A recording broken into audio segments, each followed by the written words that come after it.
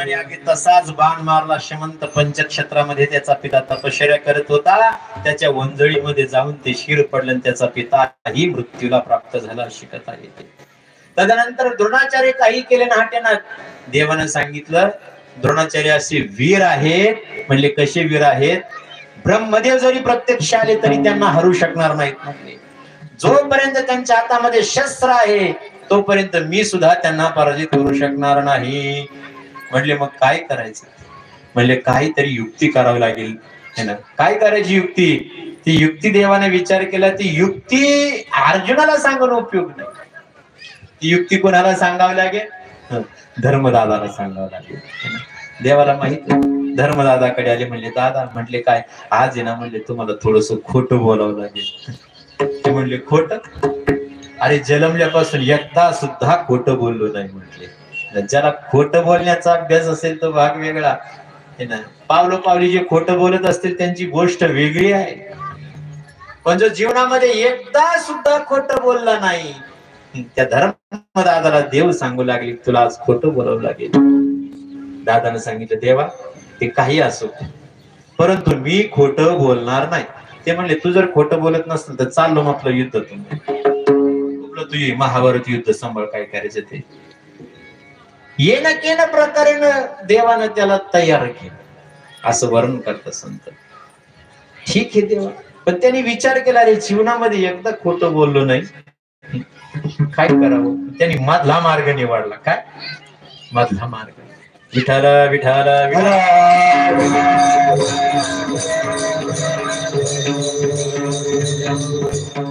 भीमदादाला सांगून ठेवले होते अश्वत्थामा नामक जो हत्ती आहे त्याला मारा म्हटली. भीमानं अश्वत्थामा नामक हत्तीला मारलं. मोठ्यानं गर्जना करू लागली.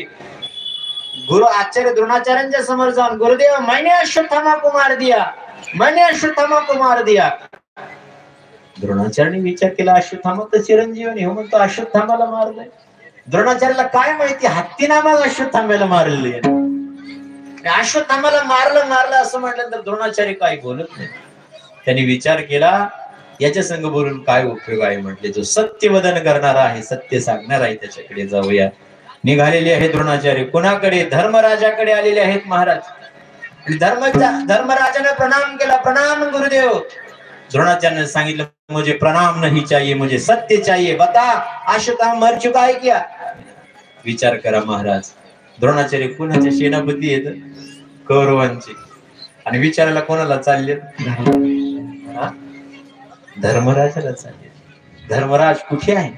पांडवांच्या पक्षातला आहे. ज्याच्या संग युद्ध करायचंय त्याला सत्य विचारायला द्रोणाचार्य चालले. खऱ्या अर्थानं धर्मराज पुण्य श्लोको युधिष्ठिर ही भारतीय संस्कृती आहे की सत्य ज्याच्याकडे शत्रूनं सुद्धा त्याला सत्य विचारावं, दुर्योधनानं सुद्धा त्याला सत्य विचारावं. या राजामुळे भारतीय संस्कृती आहे. विठ्ठल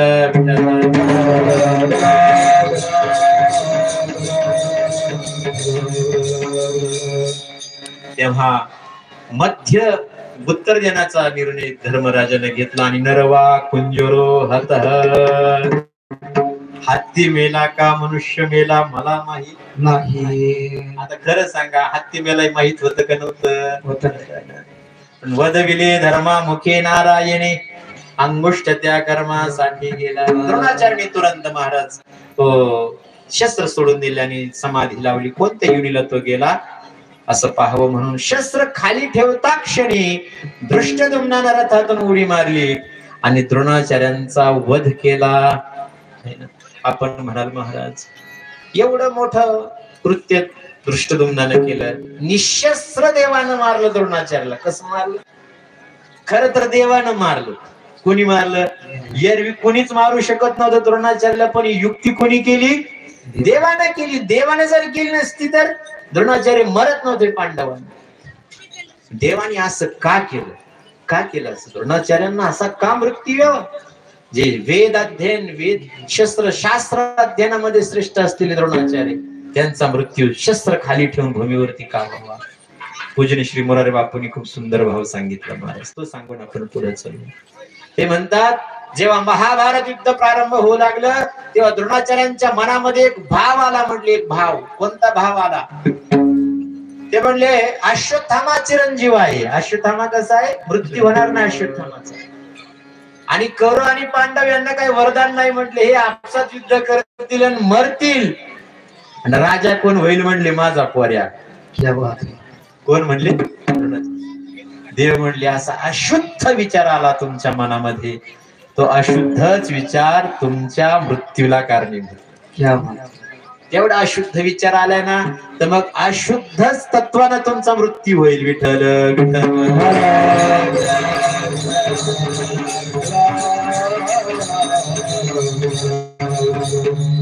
भीष्माचार्याला मारायचं कसं? द्रोणाचार्याला मारायचं कसं? जयद्रथाला मारायचं कसं? आणि चौथा आहे कर्णाला मारायचं कसं? हो, रणभूमीमध्ये जसा आहे रथाला त्यानं गिळंकृत केलं रथाचं चाक. अर्जुन बाण मारत होता तेव्हा कर्णाने सांगितलं, अरे बाण मारू नको, मी निशस्त्र आहे, विरत आहे म्हणले. हो, तेव्हा अर्जुन थांबला.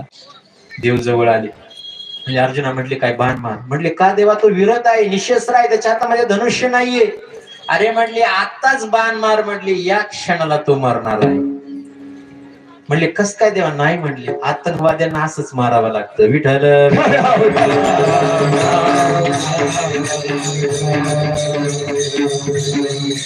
अर्जुनाने बाण मारला आणि कर्णाचा काय झाला महाराज? वध झाला महाराज. देवानं असं काय केलं?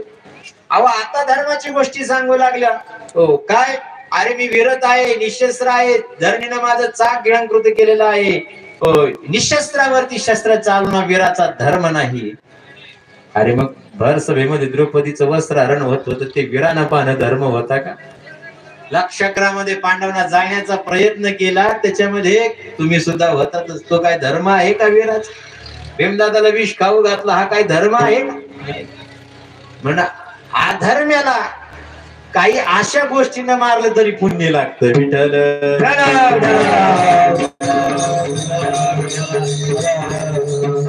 चार गोष्टी युक्तीच्या सांगितल्या. महाभारत युद्ध देवानं पांडवांना जिंकून दिलं. अन्नधारी करी शस्त्र, हातामध्ये शस्त्र धारण करणार नाही, ही देवाची प्रतिज्ञा सुद्धा काय झाली महाराज? अपूर्ण ठरली. भीष्माचार्याने जशी निक्षेत्री पांडवी पृथ्वी करण्याची प्रतिज्ञा केली, रात्रीच्यालाच देव घेऊन गेले द्रौपदीला. द्रौपदीने जसाही प्रणाम केला तर भीष्माचार्याने आशीर्वाद दिला, सौभाग्यवती भव. आज असा आशीर्वाद दिला ना, भीष्माचार्याने डोळे उघडले तर द्रौपदी. अरे म्हणले द्रौपदी एकटी कस काय? म्हणली एकटी नाही म्हटले देवा. म्हणली देव हो दादा माझा बरोबर देवही माझा आहे. पाहिलं तर देवही होते. अरे म्हणले देवा हे नाटक करून तू माझी प्रतिज्ञा अपूर्ण ठरवली म्हणले पांडवांना मारण्याची. आता माझी दुसरी प्रतिज्ञा आहे. म्हणले कोणती? तू हातामध्ये शस्त्र धारण करणार अशी प्रतिज्ञा केली ना, म्हणले ती अपूर्ण करणार. विठ्ठल विठ्ठल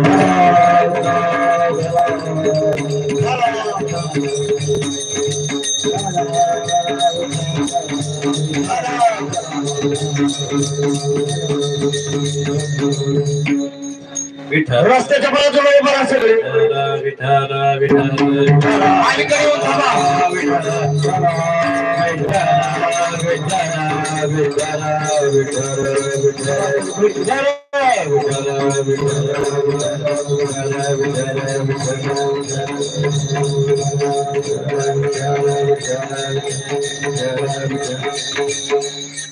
आपण साईडला व्हा. एकदम रस्त्याला कुणी थांबू नका, कोणत्याच मुलाने थांबू नये. कृपया सर्वांनी नोंद घ्या. लहान लेकर खाली बसून घ्या. खाली बसून घ्या बरं तुम्ही सर्व. 15 मिनिटं आपलं कीर्तन राहिलेलं आहे, त्याच्यामध्ये आपली सर्व शिवसमुक्त आपण करणार आहोत.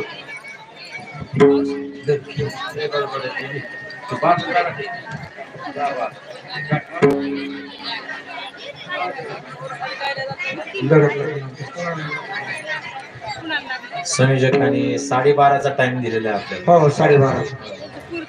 त्याच्यामुळं विठ्ठल विठ्ठल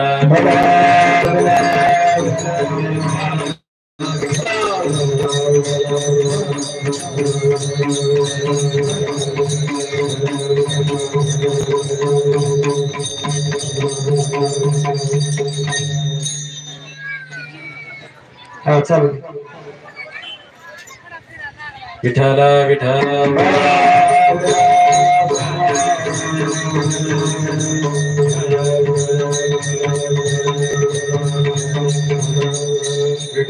घुमाए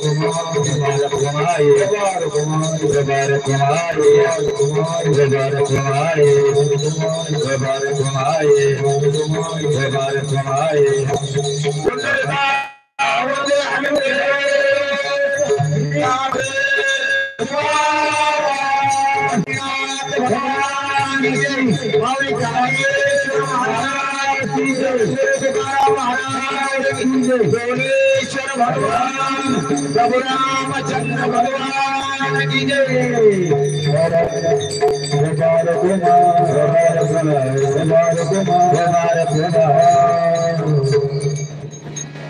दुसऱ्या दिवशी युद्ध प्रारंभ झाल्यानंतर देवाची प्रज्ञा मोडण्यासाठी भीष्माचार्याने बाणाची वृष्टी केली आणि तदनंतर देवालाही शस्त्र धारण करायला लावलं। स्वनिगमपहाय मत प्रतिज्ञा मृतमधिकर्तुम प्लुतोरतस्त धृतरथ चरणोभया चलद गुरुर हरी भंति भंगतोत्तरीयः।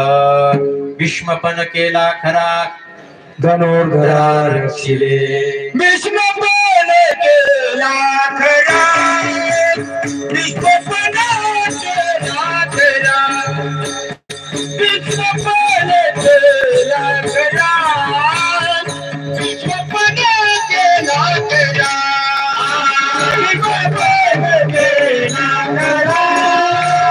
भीष्मपण केला खरा भीष्मपण केला खरा भीष्मपण केला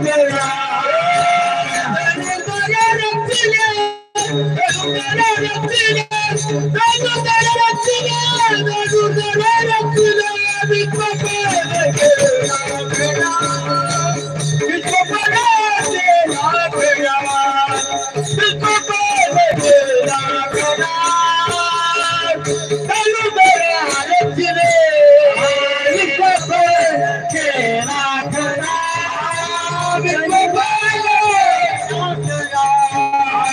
भीष्मपण केला खरा।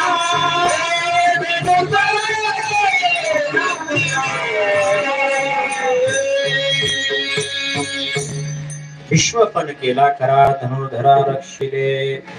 त्या ठिकाणी देवाची प्रतिज्ञा अपूर्ण ठरली। ज्या ठिकाणी देवाची अप्रतिज्ञा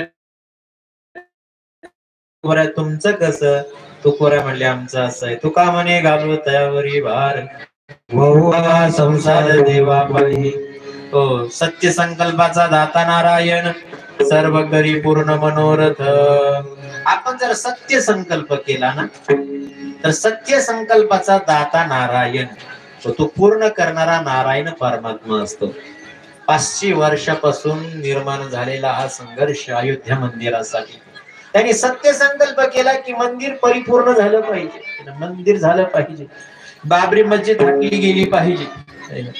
आणि मग हा केवळ त्यांचा न राहता समस्त लोकांचा झाला महाराज पुढे सत्य संकल्पाचा दाता नारायण।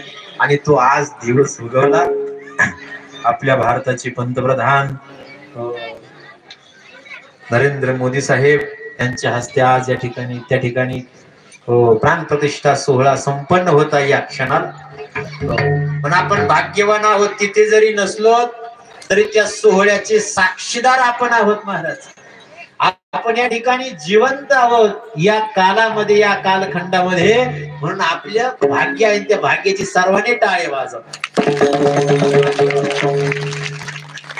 आपण भाग्यवान आहोत म्हणून सत्य संकल्पाचा दाता नारायण सर्व करी पूर्ण मनोरथ। तो पूर्ण मनोरथ झालेला आहे। तुकोबऱ्या सांगतात आमचं तर असं आहे, आमचं जीवनच देवाच्या चरणावरती वाहिलंय. तुका म्हणे घालू दयावरी वाहुआ संसार देवा पायी. मग सर्व संसार जर देवाच्या पायी तर प्रतिज्ञेचा भार कोणावरती आला? देवावरती. या आधारानं तुकोबराय म्हणतात घेईन मी जन्म यासाठी देवा तुझी चरण सेवा. आज जन्म घेऊन काय करणार अभंगाच्या द्वितीय चरणामध्ये? हरिनाम कीर्तन संतांच्या पूजे, हरिनाम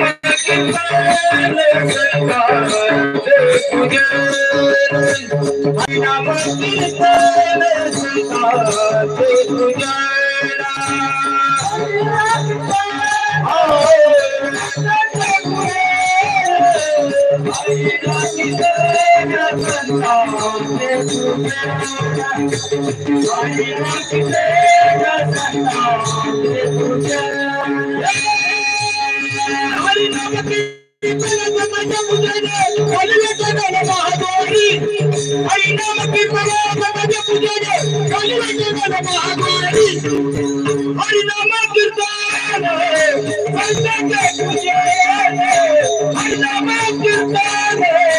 संतांचे पूजे.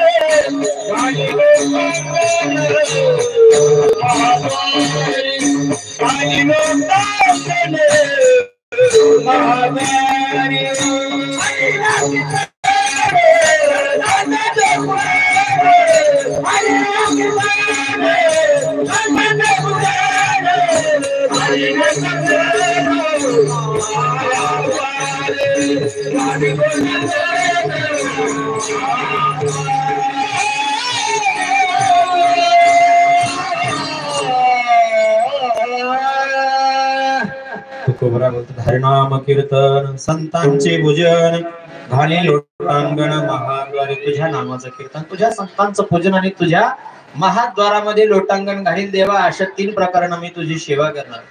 नाम कीर्तन, तुझं नाम गाईल, तुझं नाम गाणं, भगवंताचं नाम गाणं म्हणजे भगवंताची सेवा आहे. महाराज विठ्ठल विठ्ठल.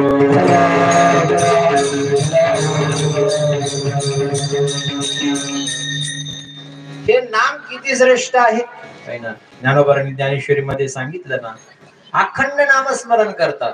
हो कृष्ण विष्णू हरी गोविंद या नामाचे प्रवर्त माझी आत्मचर्चा विशद उदंड गाते.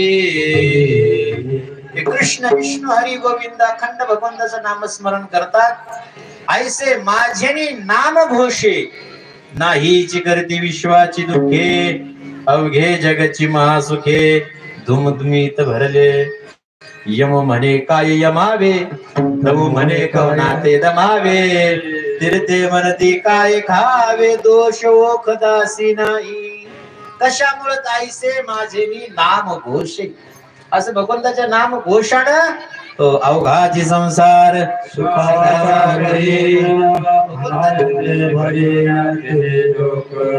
भगवंताच्या नाम घोषानं समस्त दुःख दूर होते. म्हणून हरिनाम कीर्तन, भगवंताचं नाम कीर्तन, भगवंताचं लीला कीर्तन, भगवंताचं स्वरूप कीर्तन आणि भगवंताचे गुण कीर्तन असे 4 प्रकार आहेत कीर्तनाचे. एक कीर्तनामध्ये एक तरी प्रकार आला पाहिजे. स्वरूप कीर्तन, लीला कीर्तन, गुण कीर्तन आणि नाम कीर्तन. भगवंताचं नाम गाणं म्हणजे भगवंताचं कीर्तन करणं आहे.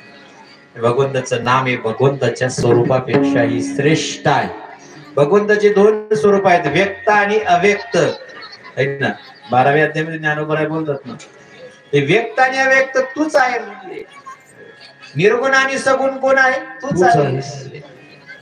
म्हणून भगवंताचे 2 स्वरूप, त्या स्वरूपाचं कीर्तन करणं म्हणजे भगवंताचं कीर्तन करणं आहे. भगवंताचं लीला कीर्तन, भगवंताने जेवढे चरित्र केलेले आहेत अवताराचं चरित्राचं लीला गायन करणं म्हणजे भगवंताची लीला गायन करणं. म्हणून भगवंताचं नाम कीर्तन. भगवंताचे नाम किती आहेत? 1000. विष्णू सहस्रनामामध्ये किती नाम आहेत? 1000. पवित्राणाम पवित्र यो मंगलानांच मंगलम दैवतम देवतानांच. असे भगवंताचे नाम कसे आहेत? पवित्र आहेत, श्रेष्ठ आहेत. ओम विश्वम विष्णुरो षटकारो भूत भव्य भवत प्रभो. भीष्माचार्य युधिष्ठिरांना प्रश्न विचारला महाराज, को धर्म सर्व धर्मानां भवतः परमतः किम जपन्मुच्यते जंतुर जन्म संसार बंधनात, जन्म संसार बंधनात जन्म आणि मृत्यूच्या चक्रातून बाहेर जाण्यासाठी कोणत्या धर्माचं आचरण करावं असं भीष्माचार्यांनी प्रश्न केल्यानंतर युधिष्ठिरने प्रश्न केल्यानंतर भीष्माचार्यांनी विष्णू सहस्र नाम सांगितलं. सकळ धर्माचे कारण नामस्मरण हरि कीर्तन, भगवंताचं नाम कीर्तन या कलियुगामध्ये आहे. म्हणून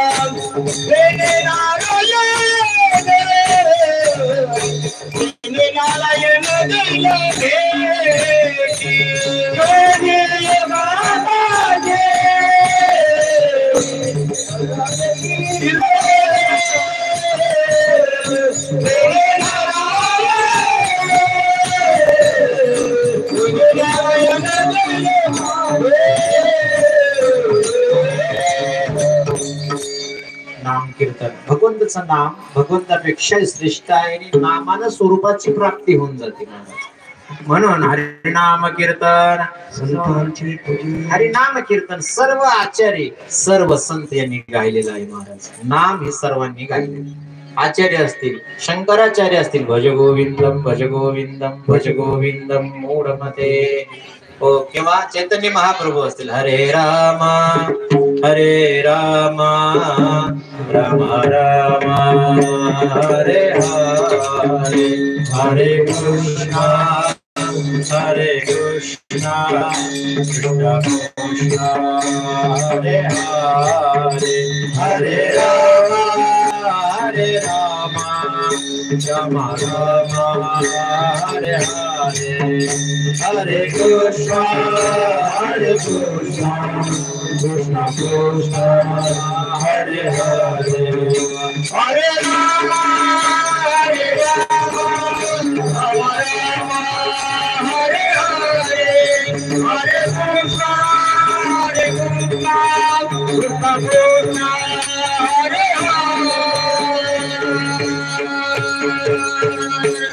चैतन्य महाप्रभू असतील, कबीरदासजी जरी असतील तरी भजरे भैया राम गोविंद हरी, जप तप साधन कछु नाही लगत खर्चत नाही गठरी, भजरे भैया राम गोविंद हरी, किंवा तुळशीदासजी जरी असतील तरी सिया राम कहिए, सिया राम कहिए, सियाम कहिए, सिया राम कहिए, सिया राम कहिए, सिया राम कहिए, किंवा मीराबाई जरी असतील राजस्थान मध्ये तरी गोविंद मेरो है गोपाल मेरो है, श्री बाके बिहारी नंदलाल मेरो है, श्री बाके बिहारी नंदलाल मेरो है, श्री बाके बिहारी नंदलाल मेरो है, गोविंद मेरो है गोपाल मेरो है. आणि महाराष्ट्रात सर्वांना माहित आहे, तुकोबराय माळशिरसला कीर्तन आले, लोकांनी सांगितलं महाराज चांगलं कीर्तन झालं पाहिजे, जकास कीर्तन झालं पाहिजे. तुकोबराने विचार केला कीर्तन म्हणजे कीर्तन कसं आहे तर नामसंकीर्तन. तुकोबराने सुरू केलं रामकृष्ण हरे जय जय रामकृष्ण, सांगायचा विषय हरिनाम कीर्तन. संतांचे पूजन जेव्हा संतांचं पूजन करील संत आणि देव भिन्न नाहीत निमित्त त्या प्रतिमा घाली लोटांगण महाद्वारी महाद्वारामध्ये लोटांगण घाली लोटांगण घाल्यानंतर काय तुकोबऱ्या सांगतात ना घाली लोटांगण वंदिन चरण डोळे आणि पाय घालील लोटांगण तुझ्या महाद्वारामध्ये लोटांगण घालील काय कारण याच महाद्वारातून संत साधू तुझ्या दर्शनाला येतील आणि ती त्यांची चरणरज मला सहज प्राप्त होईल कारण ती चरणरज म्हणजे काय साधी नव्हे संत चरणरज लागता सहज वासनेचे बीज ती चरणरज प्राप्त होण्यासाठी उद्धवजी महाराज सुद्धा वृंदावनामध्ये आसा चरण रेणुज श्याम हम श्याम वृंदावने किमपि गुलमलत औषधीना या दुस्तेज स्वजन मारे पतंच हित्वा भेजुर मुकुंद पदवी श्रुती भीर विवृग्या आसा मोह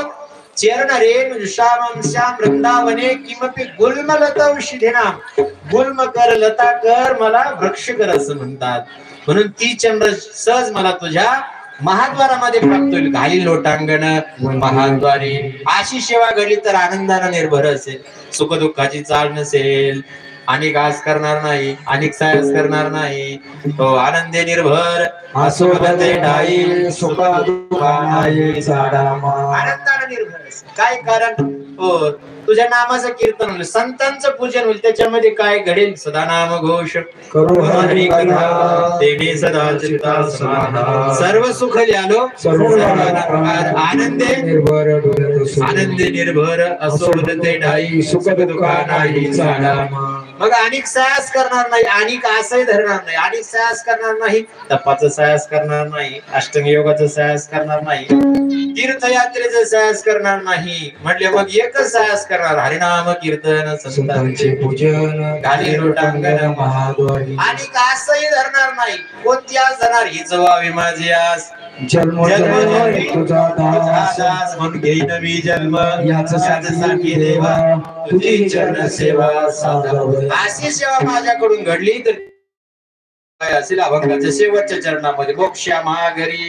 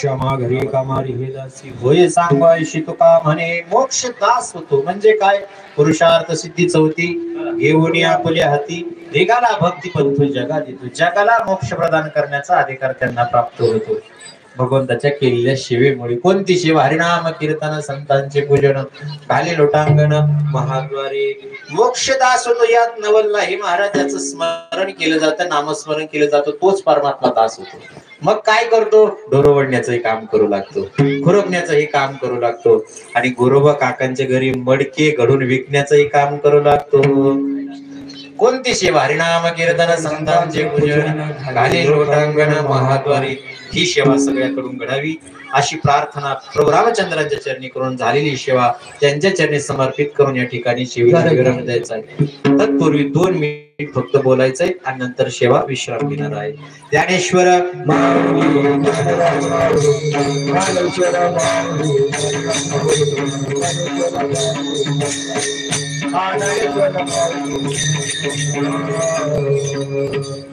मामाने आता सांगितलं की महाराज 500 वर्ष का लागले आपल्याला प्राण प्रतिष्ठेला. 500 वर्षाचा एवढा मोठा संघर्ष, काय कारण? त्यांचा जो मुद्दा होता तो अतिशय सुंदर आहे आणि ते खरं आहे, सत्य आहे. आपण हे चिंतन करणं आवश्यक आहे. 500 वर्षामध्ये अनेक लोकांचं बलिदान या ठिकाणी घडलं, पण 500 वर्ष लागले का? त्याचं एका वाक्यात जर उत्तर सांगायचं म्हटलं तर ते आपल्यामध्ये निर्माण झालेलं विभाजन हे त्याचं कारण. आपण वेगवेगळे वाटलो गेलो, भेदामध्ये वाटलो गेलो. देश एक आहे पण देशामध्ये प्रांत भेद, भाषा भेद, जाती भेद, जातीवाद, या अशा अनेक कारणानं आपण वाटलो गेलो. आपल्यामध्ये संघटन राहिलं आणि संघटन नसल्यामुळे आपल्याला 500 वर्ष या प्राण प्रतिष्ठेला लागले महाराज. म्हणून येणाऱ्या भविष्यातील पिढीसाठी आता मंदिर बांधलंय, पण त्या मंदिराचं संरक्षण, त्याचं वृद्धीकरण हे होण्यासाठी सुद्धा आपल्यामध्ये संघटन महत्वाचं आहे. ते संघटन कशा पद्धतीने होईल याचा प्रयत्न तरुणानं करणं आवश्यक आहे. आपण शक्ती कमवली, आपल्या शरीरामध्ये खूप शक्ती आहे, पण ती आपल्या गावातल्या लोकांना, जातीतल्या लोकांना त्रास देण्यासाठी नाही, त्यांचं संरक्षण करण्यासाठी. देशामध्ये जे अधर्म करत असतील त्यांना दंडित करण्यासाठी ती शक्ती आहे. त्या शक्तीचा उपयोग तिथं करायचा आहे. आपल्याकडे संपत्ती आहे, आपल्या भाविकांना, आपल्या गावाला दाखवण्यासाठी नाहीये, ती गावाच्या विकासासाठी आहे. आपल्या देशाच्या विकासासाठी आपण तिचा उपयोग केला पाहिजे. आपल्या संघटनेसाठी आपण तिचा उपयोग केला पाहिजे, हे त्याच्यासाठी आहे. विठ्ठल विठ्ठल.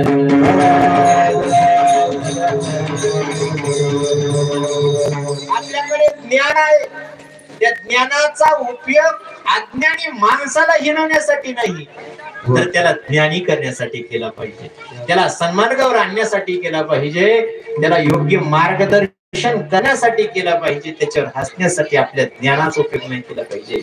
येणं प्रकारेनं गावातील, तालुक्यातील, जिल्ह्यातील, देशातील सर्व समाज, सर्व हिंदू बांधव संघटित झाले पाहिजे.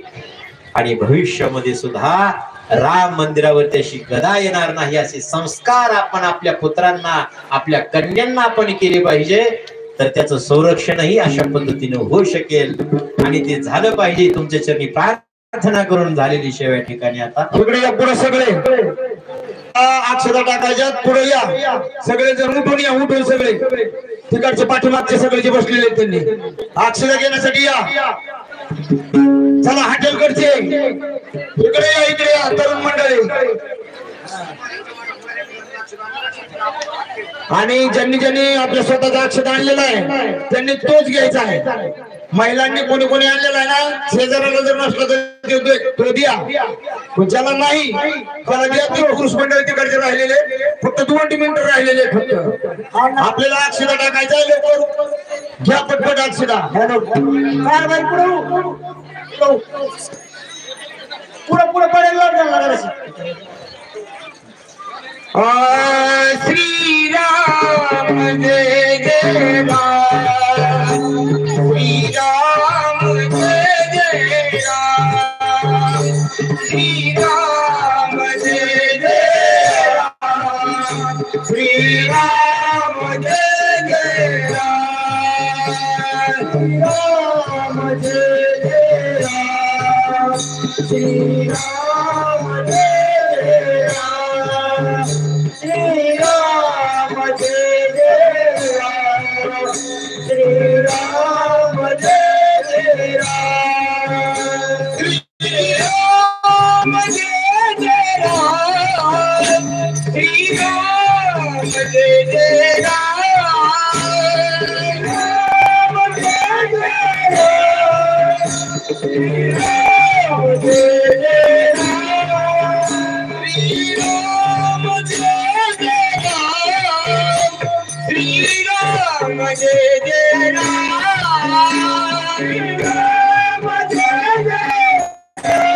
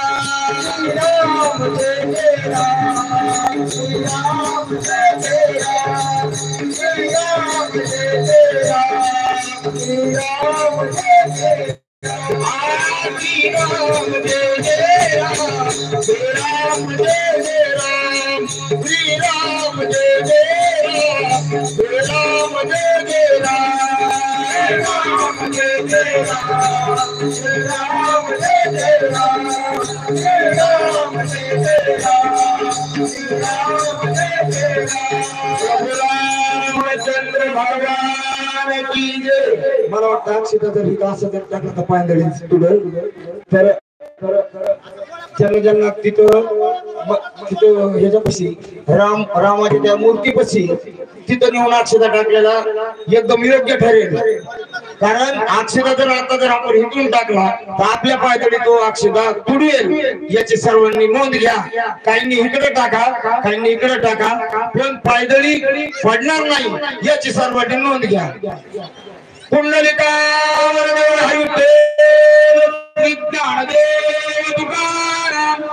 पुंडरीनाथ भगवान की जय।